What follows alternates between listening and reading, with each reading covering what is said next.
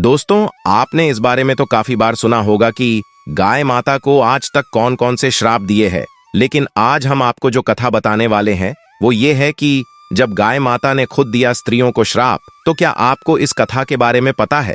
अगर नहीं तो बने रहे हमारे साथ वीडियो के आखिर तक, क्योंकि ये कथा हर एक स्त्री के लिए बहुत ही महत्वपूर्ण है। इसीलिए आप इसे आखिर तक जरूर देखें। तो चलिए शुरू करते हैं। मित्रों, क्या आपको पता है गौ माता ने समस्त स्त्रियों को ऐसा कौन सा श्राप दिया था जिसकी वजह से आज तक समस्त नारी जाति को वो श्राप भोगना पड़ रहा है?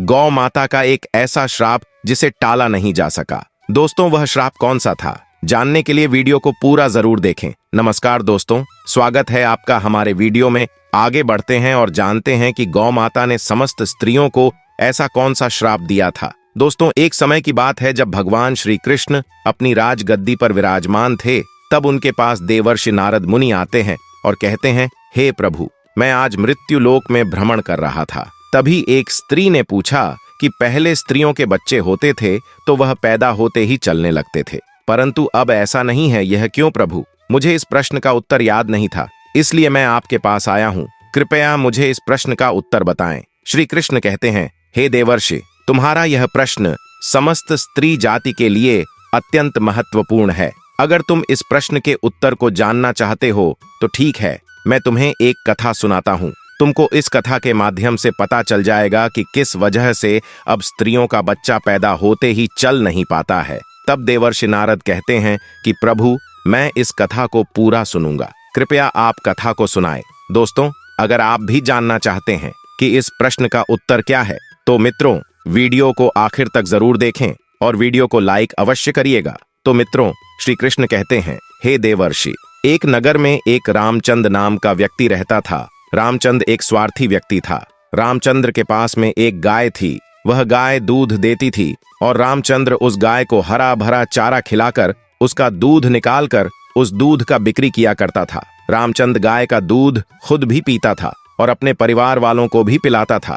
गाय के दूध की वजह से ही रामचंद्र अपने घर की दिनचर्या चलाता था। रामचंद्र का समय इसी तरह से व्यतीत हो रहा था। कुछ दिनों के बाद एक समय ऐसा आया कि जब रामचंद्र को गाय ने दूध देना बंद कर दिया। जैसे ही गाय ने दूध देना बंद कर दिया तो इधर रामचंद्र ने उस गाय को चारा डालना बंद कर दिया। और एक दिन ऐसा आ गया कि उस दिन रामचंद्र ने गाय को बहुत मारा पीटा और उसने उस गाय को घर से ले जाकर जंगल में छोड़ दिया। अब वह गाय बेचारी अकेली पड़ गई। बेचारी अकेली जंगल में इधर उधर घूमती फिरती है और एक दिन जंगल में बने एक मंदिर के पास में पहुंचती है और भगवान से विनती करते हुए कहती हैं, हे भगवान, मैं आपसे यह नीति करती हूं कि हमें गाय की योनि में डालकर कितना गलत काम किया है। श्री कृष्ण कहते हैं, हे देवर्षि, वह गाय कहती है, देखिए, जो आपकी 84 लाख योनियों में सर्वश्रेष्ठ योनि मानव की है, वह कितना पाप और कितना दुष्कर्म करता है। वह गाय आगे कहती हैं, जब तक मैं दूध देती रही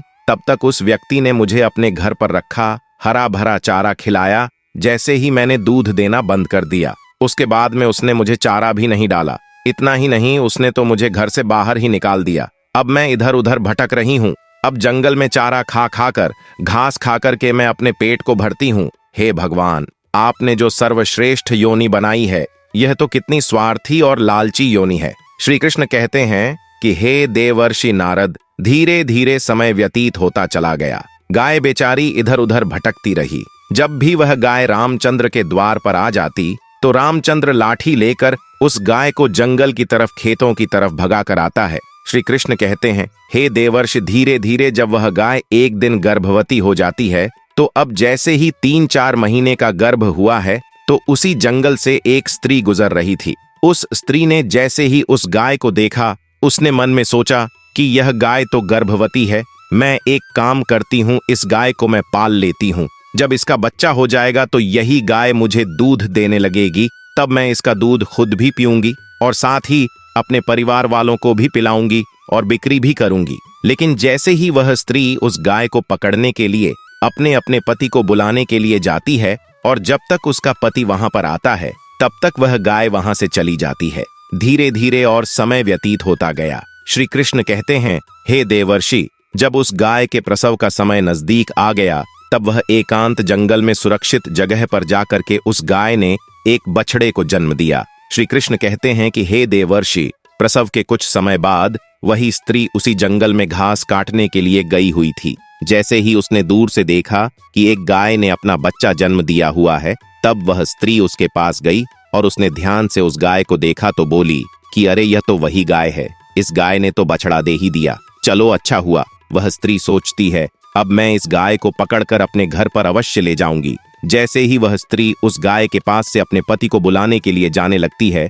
तभी गाय ने उसी समय उस स्त्री से कहती है, बहन आज तुम हमारे ऊपर एक परोपकार कर दो, यह मेरा जो बच्चा है यह पीछे पड़ा हुआ है, इसे उठाकर तुम मेरी गर्दन के ऊपर रख दो। मैं अपने बच्चे को लेकर किसी सुरक्षित जगह पर चली जाऊंगी, क्योंकि यह मेरा बच्चा 8 महीने बाद चलने लायक हो पाएगा, 8 महीने बाद अपने पैरों पर चलेगा। श्री कृष्ण कहते हैं, हे देवर्षि नारद, जैसा अब भी है ऐसा पहले नहीं था।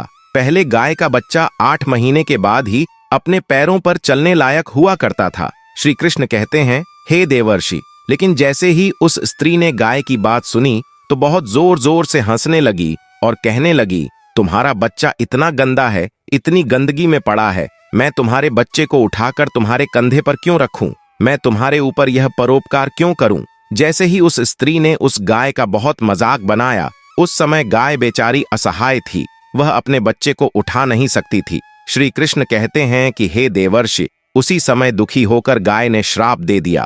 उसने श्राप देते हुए कहा कि जाओ, आज तुम्हारा बच्चा जन्म लेने के बाद तुरंत चलने लगता है, लेकिन आज मैं श्राप देती हूँ, तुम्हारा बच्चा जन्म लेने के 10 महीने बाद ही अपने पैरों पर चलने लायक होगा, और जो यह मेरा बच्चा आज चल नहीं पा रहा है और यह आज के बाद पैदा होते ही बहुत जल्द अपने पैरों पर चलने लायक हो जाएगा। श्री कृष्ण कहते हैं, हे देवर्षि, इसी श्राप के कारण स्त्रियों का बच्चा जन्म लेते ही अपने पैरों पर चल नहीं पाता। दोस्तों, सतयुग में सुखदेव पैदा होने के तुरंत बाद ही अपने पैरों पर चलने लगे थे और वेद व्यास भी जन्म लेने के तुरंत ही बाद अपने पैरों पर चलने लगे थे। ये बात तो सतयुग की थी, लेकिन कलयुग में ऐसा नहीं है। कलयुग में बच्चे को अपने पैरों पर चलने के लिए कम से कम 9 से 10 महीने लग जाते हैं। इसका कारण यही है क्योंकि गाय ने समस्त स्त्री जाति को श्राप दे दिया था। उसी दिन से समस्त स्त्रियों के जो बच्चे पैदा होते ही चलने लग जाते थे, उनकी प्रक्रिया वहीं पर रुक गई। गाय के श्राप के कारण ही स्त्री का बच्चा 9-10 महीने बाद ही चलने लायक, अपने पैरों पर खड़े होने लायक बन पाता है, और गाय का बच्चा उसी दिन से अपने पैरों पर चलने लायक हो जाता है। इसीलिए किसी की आत्मा को कष्ट नहीं देना चाहिए, और यही सनातन धर्म का सबसे बड़ा धर्म है।